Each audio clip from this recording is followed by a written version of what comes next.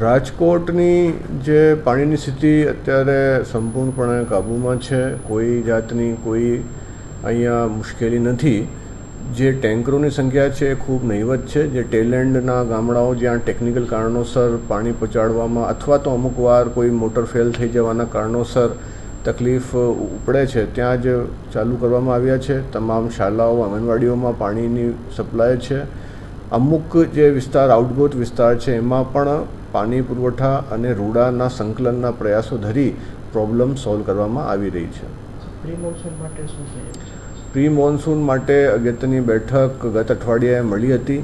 એમાં તમામ વિભાગોને જે એમની રૂટીન કામગીરી હોય છે મોન્સૂન એક્ટિવિટી પહેલાં, ફોર એક્ઝામ્પલ જંગલ કટિંગ હોય, PGVCLની મેન્ટેનન્સ હોય, એ તાકીદે કરી લેવાનું કીધું છે. ડિઝાસ્ટરનું જે તંત્ર છે એમના જે સાધનો છે અથવા તો એની ખાલી પડેલી જે જગ્યાઓ છે એને આપણે ભરવા માટે પણ તાકીદ કરવામાં આવી હતી.